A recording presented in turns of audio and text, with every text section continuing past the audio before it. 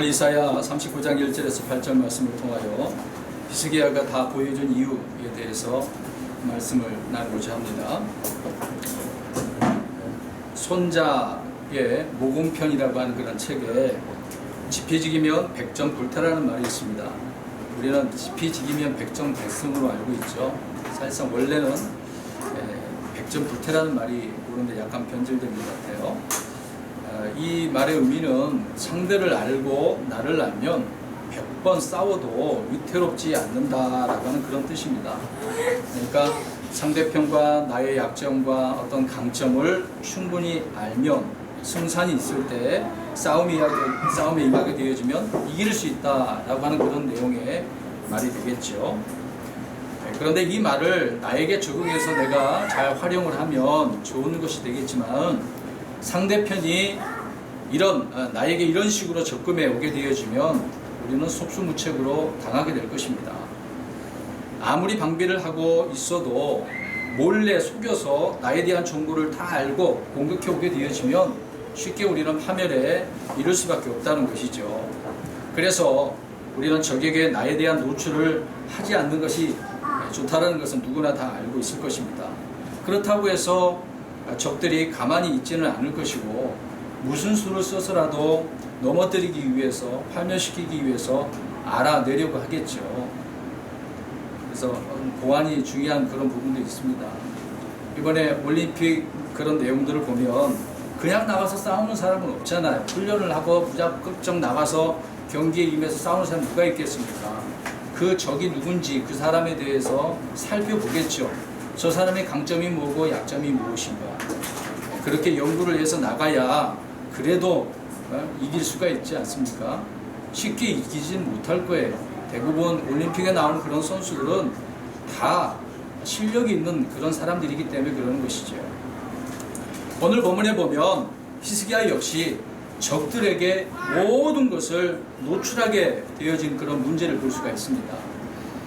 이 문제로 심각한 저주가 하나님으로부터 오게 되었는데 문제는 이 히스기야가 저 바벨론 사람들에게 모든 것을 다 보여줬다라고 하는 부분이 되겠죠. 그것으로 인해서 보여준 모든 것을 바벨론에게 빼앗기게 되어진다고 하나님께서는 예언하고 계시고요. 또 심지어 그의 아들들이 잡혀가서 또 내시가 되게 한다. 그런 말씀이 또 있습니다.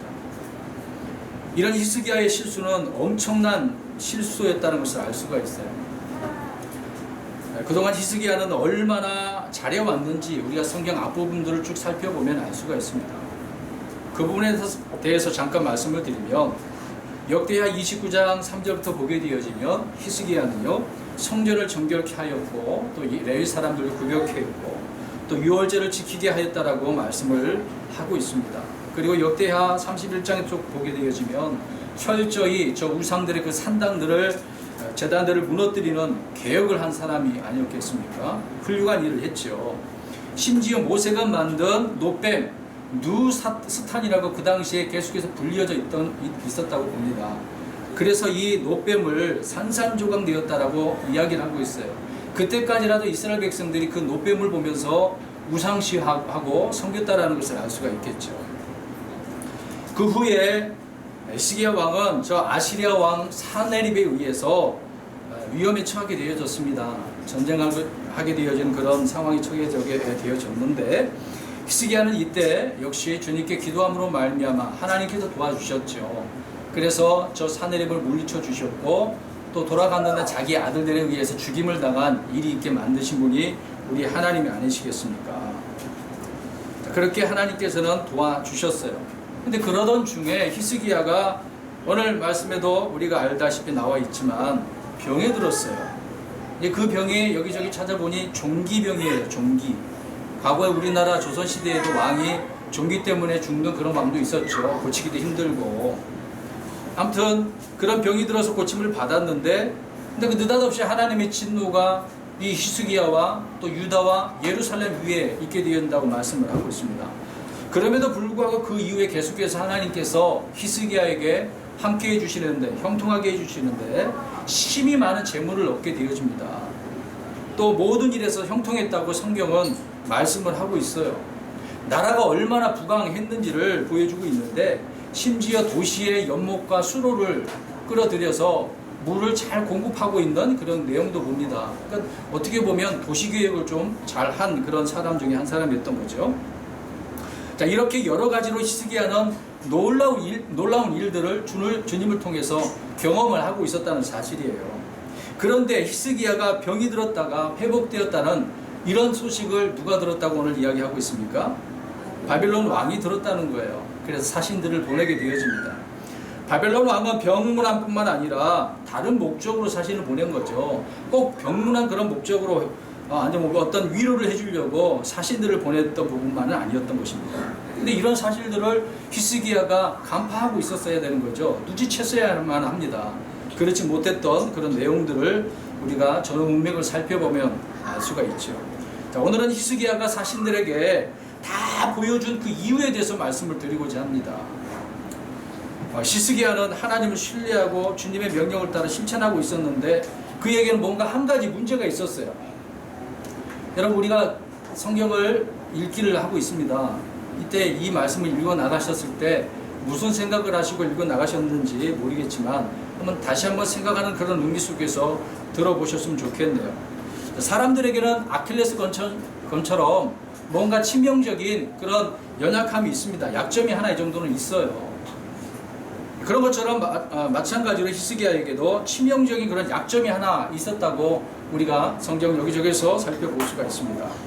자, 왜 히스기야는 바벨론의 그런 사신들에게 이렇게 다 보여줄 수밖에 없었을까? 여러분 잘 생각해 봤으면 좋겠어요. 말씀 드리면서. 그만큼 히스기야는 우리가 생각해 보면은요, 다 보여줬다라고 할 때에 좀 어리석은 면이 있었을까요? 뭐 그 정도도 분별할 수 없는 그런 사람이었을까? 정말 무지한 자였을까? 그렇게 생각해 봅니다. 우리가 이것을 몇 주 전에 읽고 지나가지 않았습니까? 읽고 난 이후에 고민을 좀 많이 했었습니다. 이 말씀이 자꾸 생각나게 되었던 것이고, 하나님 앞에 또 어떤 깨달은 바가 있어서 생각은 계속 하고 있었는데 정리가 안 됐던 부분이 있었던 것이거든요. 그래서 오늘 이 말씀에 대해서 정리하여서 우리 성도 여러분들에게 지금 나누고 있습니다. 자, 우선 이 부분에 대해서 우리가 성경 기록대로 한번 순서적으로 살펴보겠습니다. 오늘 왜 저 사신들에게 다 보여줄 수밖에 없었는가, 그런 부분을 살펴보고 있는 거죠.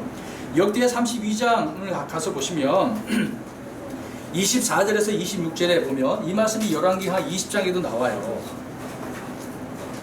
굳이 읽지는 않겠습니다만 들어보십시오. 거기에서 보게 되어지면 종기로 인해서 죽을 병에 걸렸지만 죽게 기도하니까 고쳐주셨다고 나오죠. 오늘 본문에도 말씀하고 있고. 근데 히스기야에게 셋째 날에 주의 집에 올라가야 된다고 하시면서 하나님께서는 히스기야 요청대로 어떤 표적을 보여주셔요. 그게 해시기가 어떻게 됐습니까? 뒤로 10도를 물러가게. 자기 생각에는 앞으로 가는 것은 쉽단 말이 항상 진행하고 있으니까. 해시기가 뒤로 돌아갔다는 건 해가 뒤로 움직였다는 거 아니겠습니까?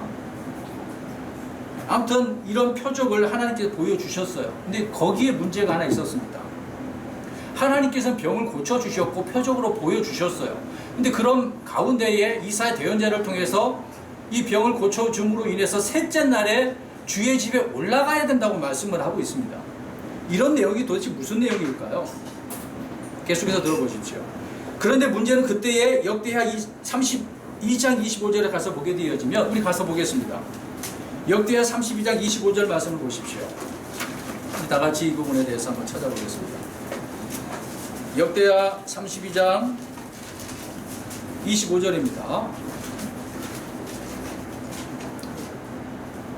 진노가 임했던 그 사실을 알 수가 있어요. 시작. 히스기야의 마음이 높아져서 그가 자기에게 이루어진 은혜대로 다시 보답하지 아니하였으므로 그와 유다와 예루살렘 위에 진노가 임하였더라. 네. 자, 하나님께서 고쳐주셨잖아요. 죽을 병 이제 얼마 남지 않았다고 그랬지 않습니까? 대언자를 통해서 너 이제 곧 죽을 것이니까 준비해, 이런 말씀을 들었어요. 근데 하나님 이제 그 소리를 듣고 히스기야가 하나님 앞에 정말 눈물로서 간청을 하잖아요. 살려달라고. 그랬는데 예레미야가 돌아가다가 다시 하나님께서 그 기도를 들으시고 야 돌아가서 살려준다고 이야기해라. 이게 15년이나 연장을 해주지 않습니까? 고침을 받았어요. 근데 고침을 받고 셋째 날에 주의 집에 가야 된단 말입니다. 이 말씀이 무슨 말씀일까요, 여러분? 생각해 보십시오. 하나님께서 고쳐주셨으니까 어떻게 하라는 거예요? 오늘 이 말씀 읽은 것처럼 은혜에 따라 은혜대로 보답을 해야 된다는 거죠. 은혜에 보답을 하지 않았다는 겁니다. 내게 하나님께서 이런 은혜를 고쳐주셨는데, 그럼 고쳐주셨으면 하나님 앞에 당연히 보답해야 된다고 말씀을 하고 있는 거죠. 특히 이스라엘 백성들은 주님께서 주신 어떤 큰 은혜에 따라 하나님 앞에 감사해야 될 그런 의무가 그들에게 또한 있었다는 것을 알 수가 있습니다.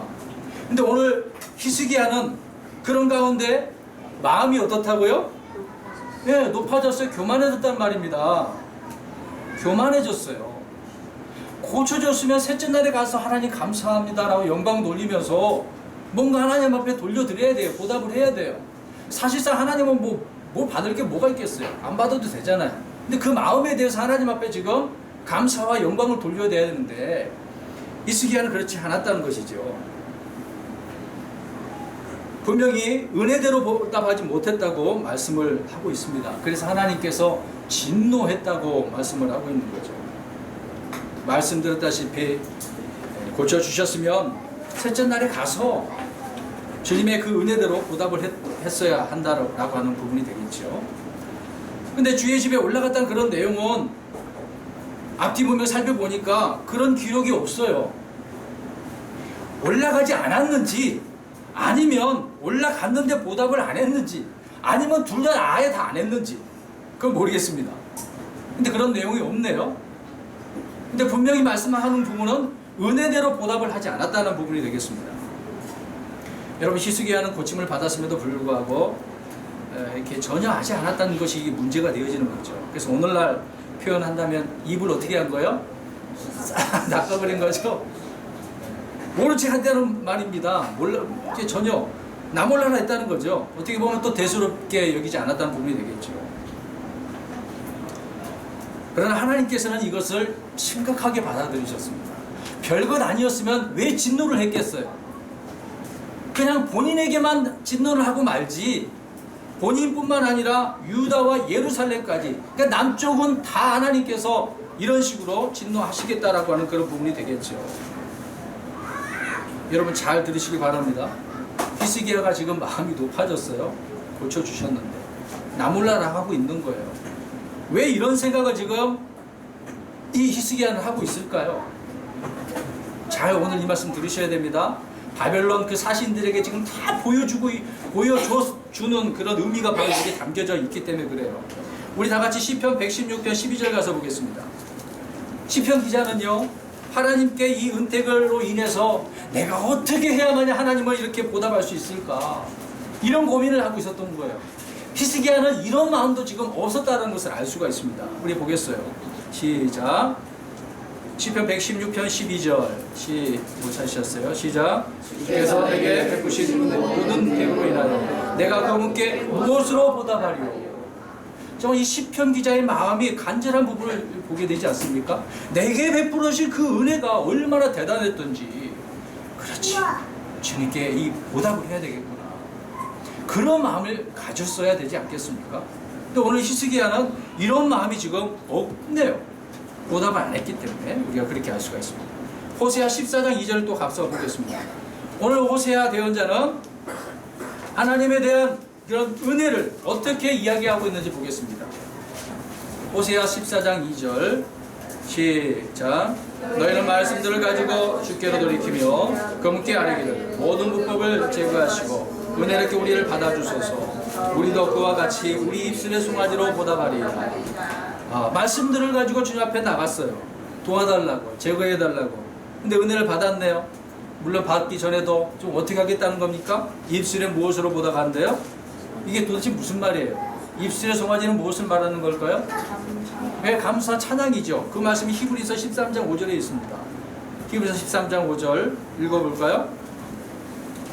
히브리서 13장 5절.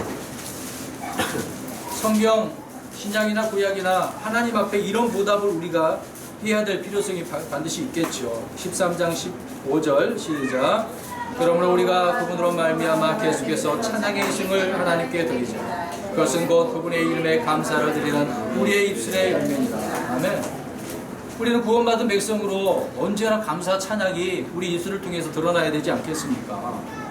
오늘 히스기야는 병고침을 받았어요. 생명이 15년 동안이나 연장되지 않았습니까? 당장 죽을 병으로 인해서 죽기 일보 직전인데 고쳐주셨단 말이에요. 얼마나 정말 귀하고 감사할 일이겠습니까? 그런데 그렇게 하지 않았다는 것이죠. 근데 성경은요, 이런 부분에 있어서 보답하는 것을 좀 배우래요. 보답하지 못하는 사람이 있으니까 성경은 배우라고 또 말씀을 하고 있습니다. 우리 읽어볼게요. 디모데전서 5장 4절입니다. 그리스도 안에서도요, 그리스도인들 가운데서도 보답 못하는 사람들이 있어요. 오늘 여기서는 인간적인 부분이거든요. 보겠습니다. 디모데전서 5장 4절이에요. 이제 과부에 대한 이야기를 하면서 설명을 합니다. 시작. 만일 어떤 과부에게 자녀나 손자들이 있거든 그들이 먼저 집에서 효성을 보여 자기 부모에게 보답하는 것을 배우게 하라. 그것은 하나님 앞에서 선하며 받으실 만한 것이니라. 아멘. 하나님 앞에 받으실 만한 선한 것이 무엇이라는 거예요? 부모에게 보답할 것을 어떻게 하랍니까? 배우게 하라. 그럼 어렸을 때서부터 이렇게 배우게 했어야 되겠죠. 오죽했으면 사도 바울이 이런 일을 교회에서 가르치라고 할까요?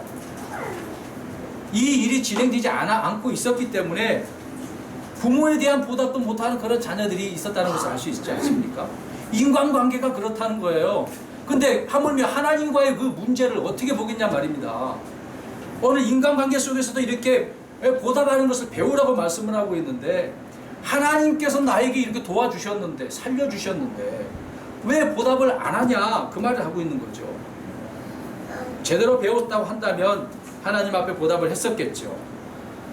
자, 은혜를 받은 것이 있으면 보답을 하는 것은 당연한 일이 것이겠지만요, 히스기야는 그렇게 하지 않았다는 것입니다.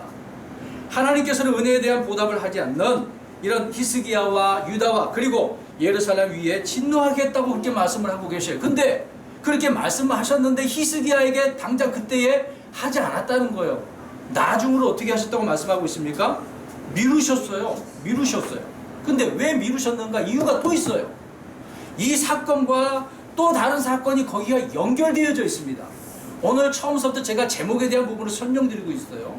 왜 히스기야는 저 사신들에게 다 보여줄 수밖에 없었는가? 오늘 이 사건이 지금 연결되어져 있단 말입니다. 병 고쳐준 것 속에서 보답하지 않은 그런 문제, 이 문제가 나중에 미뤄진 문제, 여러분 분명히 연결되어져 있어요.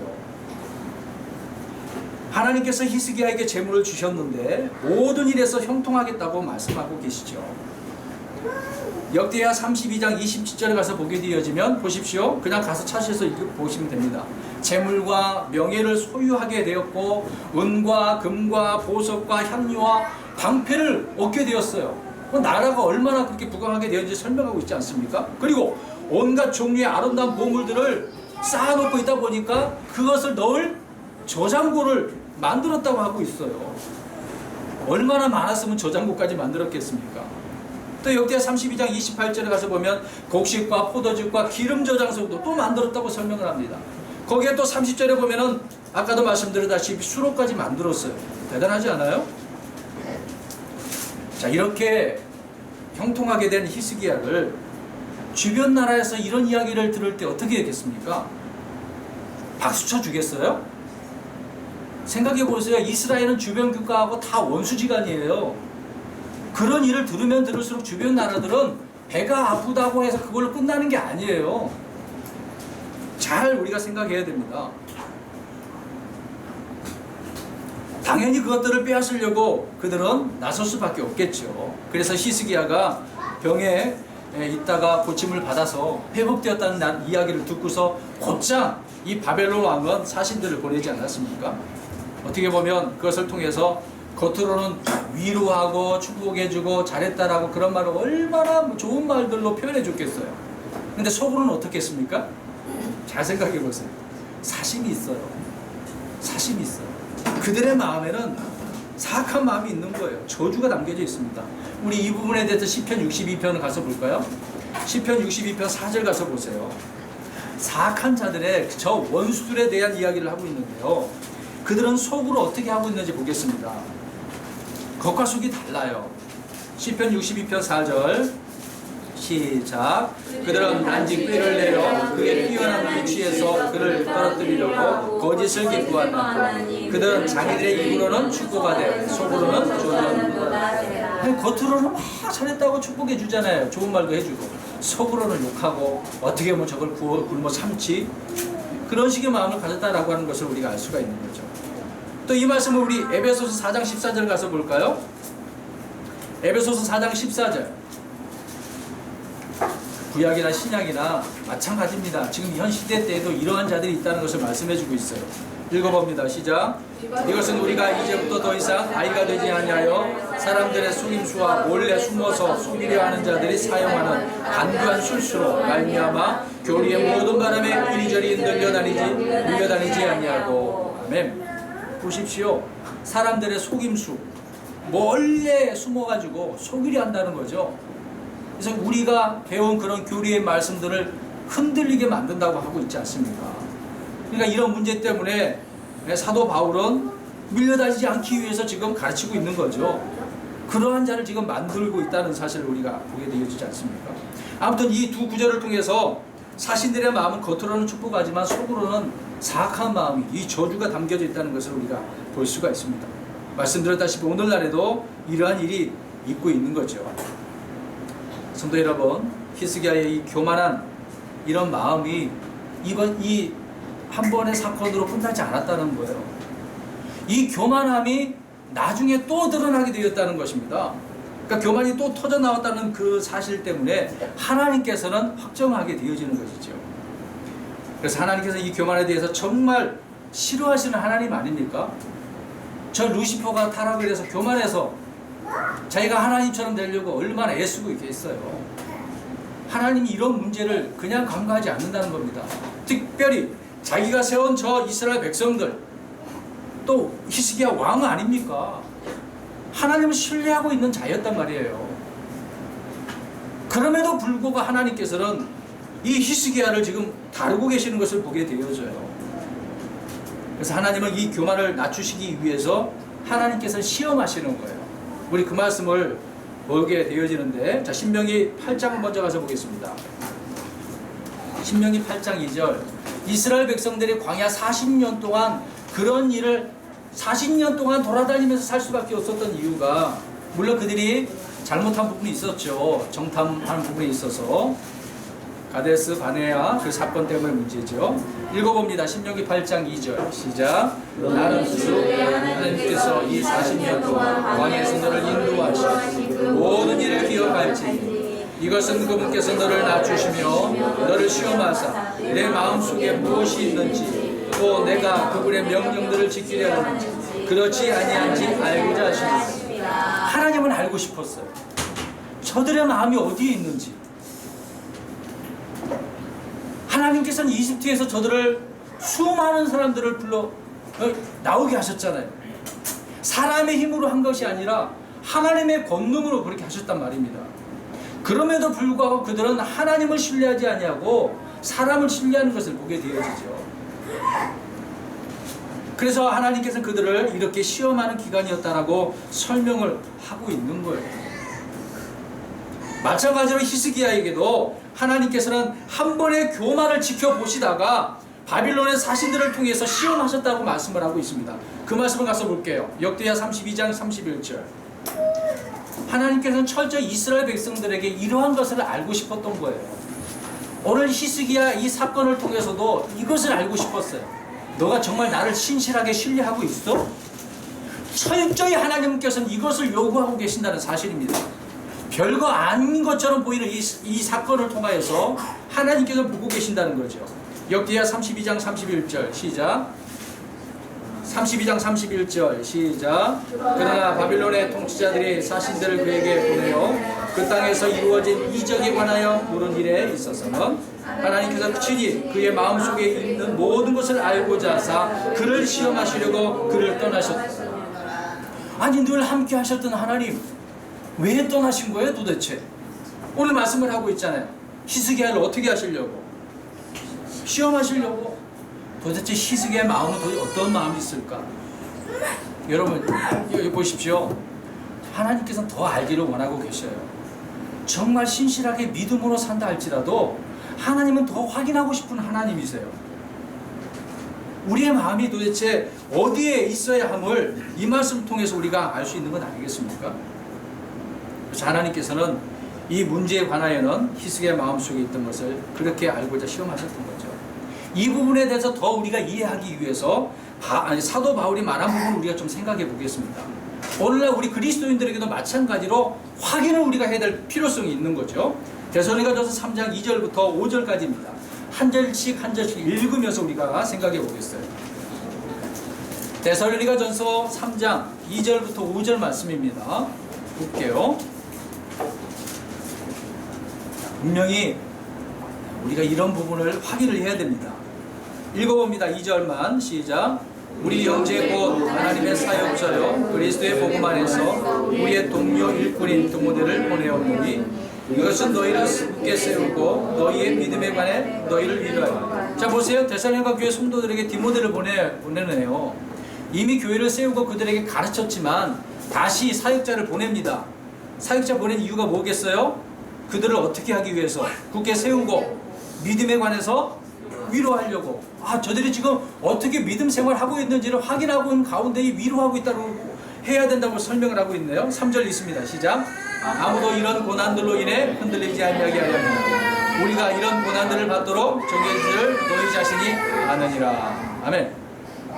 자, 그들이 지금 믿음에 관해서 위로받아야 되는데 어떤 일을 당하고 있는 거예요? 고난 당하고 있어요.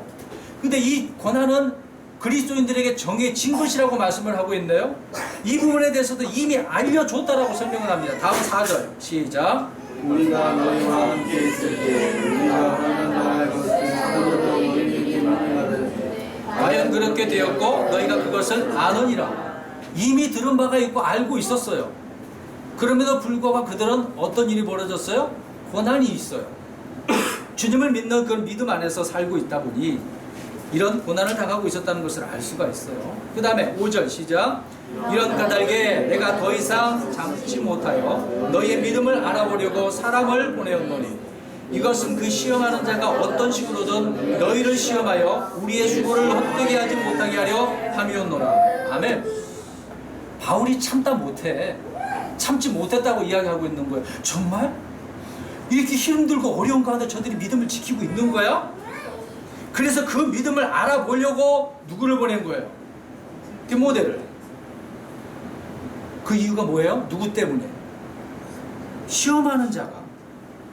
이 시험한 자 때문에 이 믿음이 어떻게 될까봐, 흔들릴까봐, 때로는 낙심하게 될까봐, 우리가 수고한 이 일에 대해서 이것이 헛되게 될까봐 바울은 그래서 디모데를 보내서 그들을 위로하고 있었다는 것을 알 수 있는 것이죠. 여기서 우리가 살펴본 대로 분명히 믿음을 확인해 보아야 할 필요성이 있는 것 아니겠습니까? 하나님께서도 지금 우리에게 믿음을 요구하고 계셔요. 어떤 상황이 우리에게 올지 모르잖아요. 근데 지금 상황은, 오늘 히스기야 상황은 어떻습니까? 고난이 있는 게 아니잖아요. 나중에 하나님께서 도우셔서 그 나라가 부강하고 있는 그런 상황이란 말이에요. 힘들고 어려운 상황이 아니었다는 사실입니다. 그럼에도 불구하고 하나님께서는 지금 확인을 하고 계셔요. 내 마음이 어디에 있는가? 우리 고린도전서 7장 또 가보겠습니다. 자, 여기다 보면은 부부에 대한 이야기가 나와요. 근데 이때 누가 틈을 타는지 보겠습니다. 고린도전서 7장 5절이에요. 시작. 너희는 서로를 속여 권위를 빼앗지만 너희가 금식과 기도에 전념하기 위하여 동의를 보내 얼마 동안 그리라는 것은 예외이나 다시 함께하라. 이것은 너희가 참지 못함으로 인해 사탄이 너희를 시험하지 못하게 하려 합니다. 아멘. 이게 부부간의 어떤 금식과 기도의 문제로 인해서 떨어져 있었던 바가 있네요. 서로 합의를 보고 떨어졌다가 나중에 합치란 이야기죠. 함께하라고 말하고 있습니다.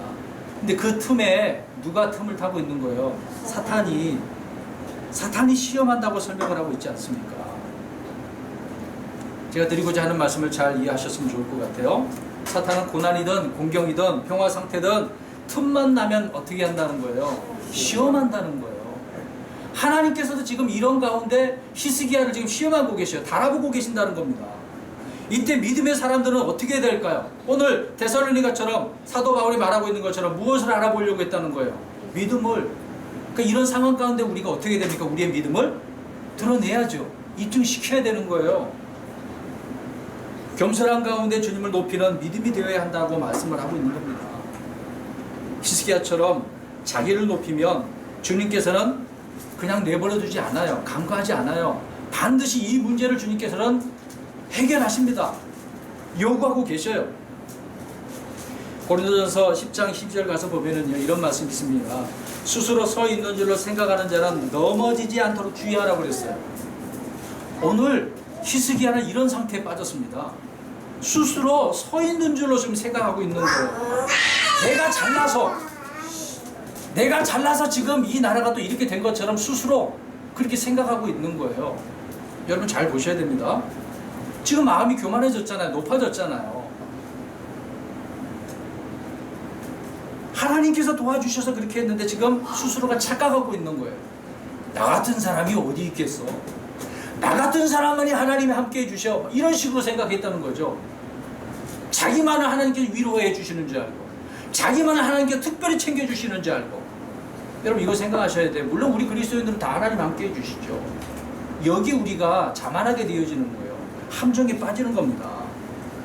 이 시험을 통해 히스기야는 자기의 마음속에 있는 것을 관리하지 못했다고 지금 우리가 알 수가 있는 거죠. 관리하지 못했어요. 속에 있는 교만을 스스로가 드러냈어요. 스스로가.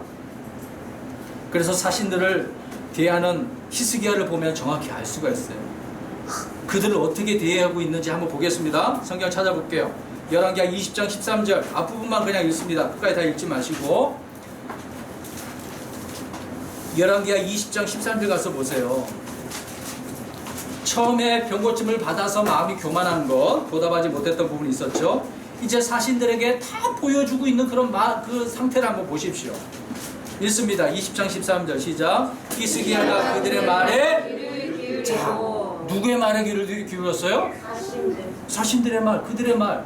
도대체 그들의 말이 무슨 말을 했길래? 여기에 초점을 두셔야 됩니다. 오늘 그것을 말씀드리려고 하고 있는 거예요. 누구의 말을 듣고 있어요? 그들의 말, 사신들의 말. 그 다음에 이사야 39장 오늘 본문의 2절 가서 보십시오. 자, 그들로 말미암아 어떻게 됐는지 보겠습니다. 2절입니다. 본문 시작.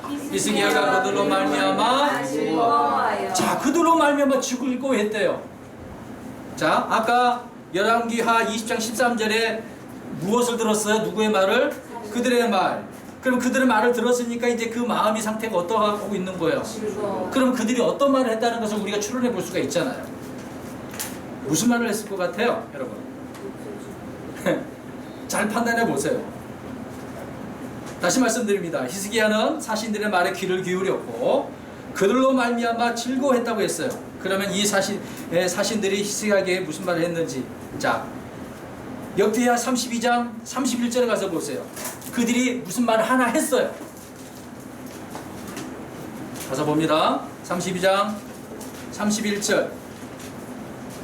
역대하 32장 31절 시작. 그러나 바벨론의 통치자들이 사신들을 그에게 보내어 단양에서 이루어진 이적에 관하여 물으니. 자, 무엇을 물어봤다고 그랬어요? 이적에 관하여. 땅에 이루어진, 지금 히스기야를 통해서 하나님 뭐 역사를 하셨잖아요. 기적도 베풀어 주셨고 특별히 병도 고쳐 주셨잖아요.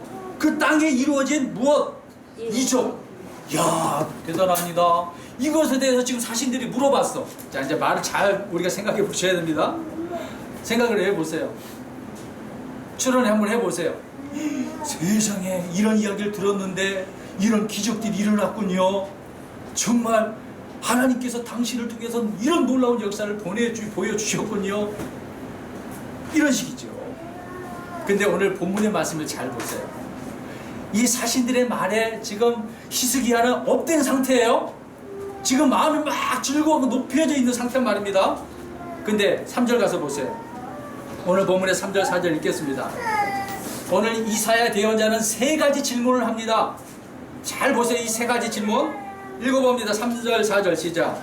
그때 대언자 이사야 왕에게 나와 그에게 이르되 이 사람들이 무슨 말을 하였나이까? 그들이 어디에서 왕에게 왔나이까? 히스기야가 이르되 그들은 먼 나라 곧 바빌론에서 왔나 내게 왔나이다 하거늘 4절 이에 그가 이르되 그들의 왕의 집에서 무엇을 보았나이까 하매 히스기야가 대답하되 내 집에 있는 모든 것을 그것들이 보았나니 내 보물 가운데 내가 그들에게 보여주지 않는 것이 하나도 없나이다 하매 보세요. 세 가지 질문을 했잖아요. 근데 히스기야는 몇 가지만 답변을 해요? 두 가지만 답변해요. 잘 보셔야 됩니다. 세 가지 질문을 했는데 두 가지만 답변을 해요. 첫 번째 질문은 이 사람들이 무슨 말을 하였나이까? 두 번째는 어디에서 왔는가?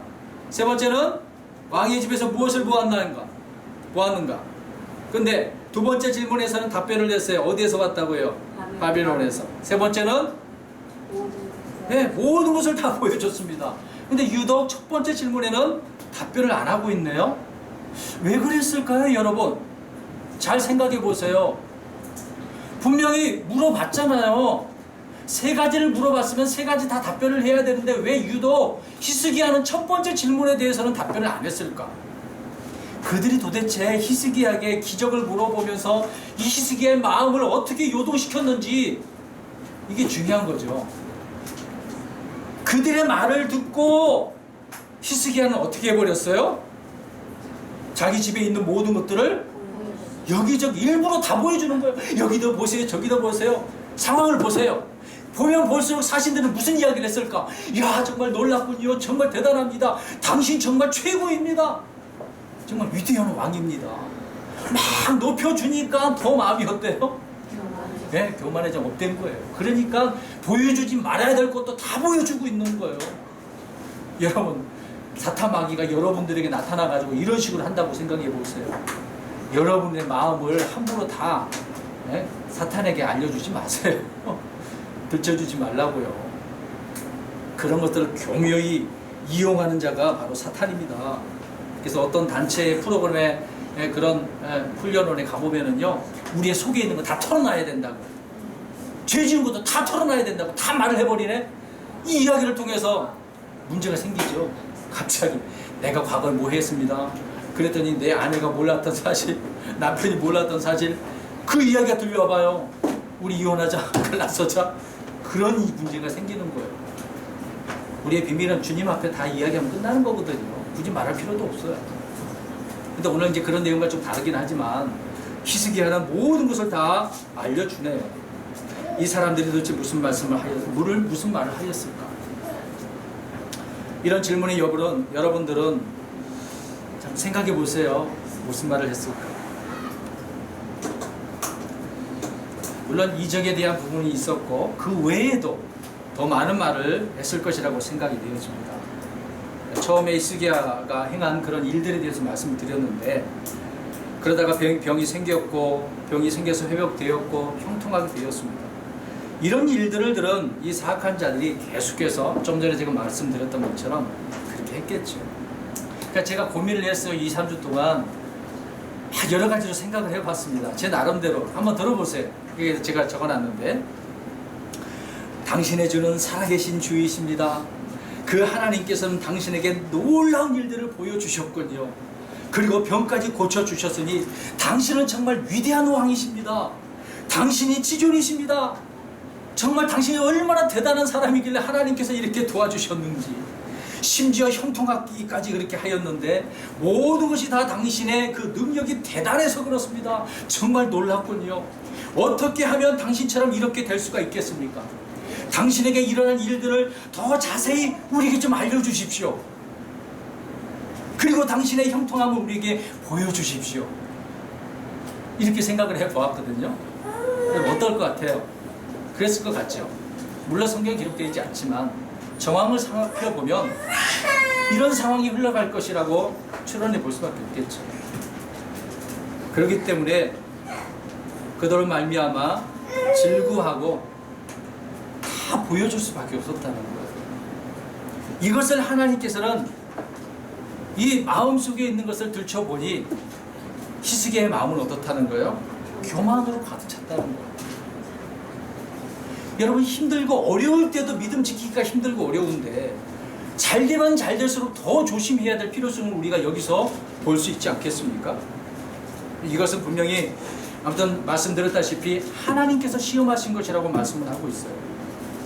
여러분 형통할 때 상상도 못할 이런 어떠한 시험이 오게 될지 어떻게 알겠어요? 그래서 늘 깨어 있어야 된다는 거예요. 그리스도인 조심을 해야 되는 거예요. 주의를 기울이고 있어야 돼요.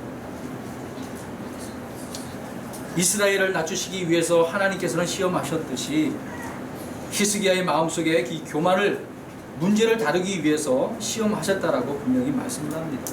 근데 이 히스기야가 간파하지 못하고 실수를 하게 되어져요. 실수. 그 하나의 실수, 두 개의 실수, 얼마나 그 실수로 인해서 치명적으로 그게 다가왔는지.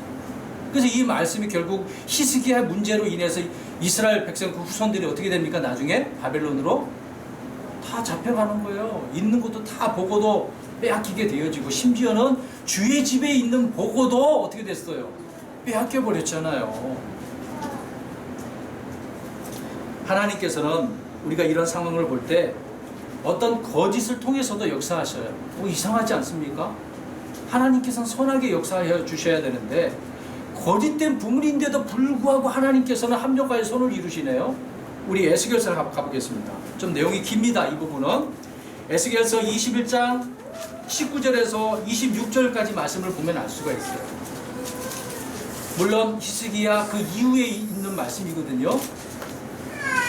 보겠습니다. 먼저 19절을 읽어볼까요? 시작. 사람의 아들아, 또한 너는 바벨론 왕의 칼이 이르도록 너를 위해 두 길을 정하라. 그 두 길이 다 한 땅에서 나오리니 너는 한 곳을 택하되 도시로 가는 길에서 길머리에서 그것을 택하라. 자, 바벨론 왕의 칼이 이제 임하게 되어집니다. 근데 두 길이 있네요. 이 두 길을 지금 있는 상황 가운데 지금 정해놓고 있으라고 하네요. 자, 그럼 20절 시작. 칼이 암몬족 속의 나바스와 경고한 도시 예루살렘에 있는 유다에 이르도록 한 길을 정하지. 두 길을 정해놓고 이제는 한 길을 정하게 되네요. 자, 그 다음 구절을 보겠습니다. 시작. 바벨론 왕이 두 길에 머리 곧 길이 나뉘는 곳에 서서 어떻게 해요? 점을 치고 자기 화살들을 빛나게 하며 형상들에게 조언을 구하고 간을 들여다보았다. 이상하네. 무엇을 들여다봤대요? 간이 어디 있어요? 간. 여러분의 간이 어디에 있습니까? 여러분 속에 있잖아요. 이 무슨 말이에요? 속을 들여다봤다는 거예요. 지금 점을 치면서 저 이스라엘 백성들의 무엇을 보는 거예요? 속을 보겠다는 그런 말이잖아요. 그래서 간을 들여봤다 그 얘기를 하고 있네요. 맛을 본 거야? 자, 22절 읽겠습니다. 시작. 후손의 예루살렘을 향한 점괘 곧 대장들을 임명하고 사륙하는 가운데 입을 벌리며 소리를 질러 목소리를 높이고 성문들을 향하여 성벽을 부수는 망치를 세우며 작은 산을 쌓고 보루를 세우려는 점괘가 있도다. 자, 무엇을 봅니까? 점괘. 여러분, 이 점괘가 옳은 것이에요? 옳은 것입니까? 아니죠. 이방인들이 하는 거예요. 이교도들이 하는 겁니다. 다 거짓되고 잘못된 거 온전치도 않은 것인데 꾸며낸 거 아니겠습니까? 자, 23절 시작. 그것이 그들 곧 전에 사약을 맹세한 자들에게는 눈으로 보기에 거짓 점괘 같을 터이다. 그는 그 불법을 기억하리니 이로써 그들이 사로잡힌다. 자, 여기에 말씀하고자 하는 의도가 있네요. 거짓 점괘 같을 터이나 라는 말 생각해 보세요. 사실 거짓이잖아요. 그렇지만 그것을 통해서 하나님께서 어떻게 하셔요? 사실로 바꿔버려요. 거짓이지만 그것을 실질적으로 그렇게 만들어버리신다는 거예요, 하나님께서. 그래서 이것을 통해 그 불법을 어떻게 만들려고 하는 거예요, 하나님께서. 기억하게 하려고. 바벨론의 칼이 들어왔잖아요. 들어와서 이스라엘 백성들을 지금 다 무찌르고 있고 멸해버리고 있지 않습니까? 그러면 그제서야 그들은 어떻게 했어야 하는 거예요? 그들의 불법을 기억하고 돌아와야죠. 깨달아야죠. 교만하지 말라는 거예요. 쭉 넘어가서 마지막 말씀 읽을게요. 26절 시작. 주 하나님이 이같이 말하노라. 관을 제거하고 왕관을 벗기라. 이것이 예전과 같이 아니하리니 낮은 자는 높이고 높은 자는 낮추지니라. 어떻게 하라는 거예요? 겸손하라고요. 돌이키라고요. 아, 우리가 잘못해서 이렇게 됐구나. 하나님께서 이 히스기야를 통해서 이것을 말씀하고 주고 있었다는 거예요. 그뿐만 아니라 그 후손들도 역시 이런 문제에 걸려 넘어지고 있었다는 사실입니다. 그래서 그들의 불법을 기억나게 해주셔서 스스로 낮추기를 원하고 계셨다는 거예요. 근데 오늘 히스기야는 그렇게 했어요, 안 했어요? 물론 하나님 앞에 병 걸렸을 때 나중에 낮추는 부분이 있긴 합니다. 근데 그 순간이었다는 것을 알 수가 있습니다. 바벨론 사신들에게 다 보여주고 있었던 그런 상황을 보면 이 마음이 계속해서 가지고 있었다는 거예요. 그 마음속에 또 드러났다는 거예요. 그러니까 아무튼 하나님께서는 그들의 젊게, 물론 거짓이지만 합력하여 선을 이루신 하나님을 우리가 보게 되지 않습니까? 그래서 하나님께서는 이 문제를 이스라엘 전체에다가 지금 연결시키고 있는 거예요. 저는 오늘 이 부분에 대해서 우리 성도 여러분들에게, 신약 그리스도인들에게도 지금 연결시켜서 말씀을 드리고 있는 거예요. 우리들의 마음에도요, 한 번, 두 번, 세 번, 네 번, 처음에 하나님께서 한 번 말씀하실 때 우리가 알아들었다고 한다면 문제가 더 이상 악화되지 않아요. 근데 그것을 깨닫지 못하고 또 두 번 말씀하여 주고 계시는데도 불구하고 계속해서 그 마음이 낮아지지 않는다 한다고 한다면 하나님께서는 그냥 내버려 두지 않는 거죠. 반드시 사랑하는 자녀는 어떻게 한다고 그랬습니까? 징계를 주신다고 했어요. 징계. 내버려 두지 않는다는 거예요.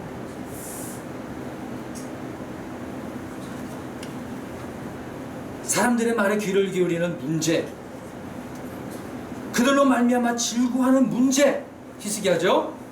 그것을 하나님께서 교만으로 보시고 책망하시는 것입니다. 그러니까 형통할 때 자신을 낮추고 주를 더욱더 신뢰했어야만 한다는 것을 알 수가 있는 거죠. 결론적으로 말씀드릴게요. 사랑하는 성도 여러분, 히스기야는 보여주지 말았어야만 했습니다. 모든 것을 그러나 보여주고 말았다는 것이죠. 먼저 알아야 될 것은 보여주고 안 보여주고 그런 문제보다도 하나님께서 히스기야를 향하여 하고 싶은 말씀이 있었던 거예요. 너의 마음을 어떻게 해? 낮추고 주님 앞에 신실하게 돌아서라. 그런 마음을 주님께서 원하고 계셨다는 것이죠. 하나님의 말씀에 귀를 기울여야 하는데 사람들의 말에 귀를 기울이고 있기 때문에 파멸이 그에게 올 수밖에 없었다는 것입니다. 그 후손들에게 더군다나. 우리는 이런 부분에 대해서 잊지 말아야 될 것이에요. 지금 우리들에게 기적이 일어났어. 그럼 이럴 때 더 정신 차려야 됩니다. 정말 내가 모든 일이 잘 되고 있어. 술술술 잘 풀리고 있어. 모든 일이 그렇게 되고 있단 말이에요. 이럴 때 우리는 의식이 있어야 돼요. 무의식적인 상태에 빠지면 안 됩니다. 여러분, 사악한 자들의 간교한 말들은 에덴 동산에서 저 뱀이 아담과 이브를 유혹했던 것처럼 똑같은 거예요. 지금도 그렇습니다. 어떻게 우리에게 이 사신들처럼 무슨 말을 할지 몰라요. 우리의 마음을 즐겁게 할지, 우리의 길을, 간지러운 길을 막 즐겁게 할지 몰라요. 이런 말을 들을 때 우리가 어떻게 되겠습니까? 오늘날 많은 교회가 이런 거짓된 자들로 인해서 지금 미혹당하고 있는 거예요. 그럴 때 정신 차리고 있어야 되는데, 그래요 목사님, 오늘도 나에게 이렇게 축복의 말씀 주셔서 감사합니다. 위로해 주셔서 감사합니다. 역시 우리 목사님은 나의 마음을 이렇게 시원하게 해주시네요. 물론 말씀을 통해서 그런 해결을 받아야 되겠죠. 근데 문제는 지금 육신적으로 생각하고 있어요. 우리의 믿음의 문제인데, 우리의 믿음을 입증시켜 드러내야 되는데 믿음을 입증시키기는커녕 이 육신적인 그런 일들로 죄를 범하게 되지 않습니까? 사랑하는 성도 여러분, 사악한 자들의 이런 간교한 말 조심해야 됩니다. 그러니까 히스기야를 볼 때 우리는 은혜를 은혜대로 보답하지 않은 그런 문제를 생각해 봐야 되겠죠. 또 하나는 주님께서 형통하였을 때 사람들의 말에 귀를 기울이는 이런 부분, 그러니까 얼마나 흥분됐겠어요. 예를 들어서 우리 김정우 형제님 있지만, 형제님 정말 잘생기셨군요. 하나님께서 날마다 이렇게 함께 하시고 은혜 가운데 있군요. 이런 말을 들으면 어때요? 막 흥분돼요. 업된단 말입니다. 막 그런 말을 듣기 좋아하는 사람이 혹시 있을 수도 있지 않겠습니까? 우리 형제님은 어떻게 그럴 때 생각하고 있지 모르겠습니다만, 저 역시도 그래요. 누가 찾아와가지고, 야 목사님 대단하십니다. 어떤 게 이렇게 말씀을 또 찾아내셨고 이렇게 말씀하고 계시나요? 그런 말을 들으면 저 마음속에는 물론 흡족한 마음이 있겠죠. 근데 그럴 때 제 마음이 어떨까요? 순간적으로 왜? 교만해 줄 수 있어요. 업될 수도 있단 말입니다. 그럴 때 좋아가지고 그래요? 오늘 우리 자매님 이런 말 해주니까 너무 기분이 좋네요. 뭐 먹고 싶으세요? 네? 우리 집에 더 가끔 자주 오세요. 네? 맛있는 거 사드릴게요. 있나요? 여러분 흥분되고 이런 들뜬 마음을 가져서는 안 되겠죠. 주님께 주신 그 은혜를 망각하는 때가 바로 그럴 때가 될 수 있습니다. 우쭐될 수가 있는 거예요. 그런 자세는 하나님 앞에 옳지 못하다는 것을 알 수가 있어요. 잘못하면 우리가 교만에 넘어질 수가 있다는 겁니다. 사는 성도 여러분, 주님의 은혜를 잊지 말고 늘 감사하고 주님의 말씀에 순종하며 살아가는 저와 여러분 되기를 원합니다. 잘못된 마음을 가졌기 때문에 오늘 다 보여줬던 거죠. 이런 마음이 없고 순종의 마음으로 살아가는 저와 여러분이 되시기를 주의 이름으로 축원합니다.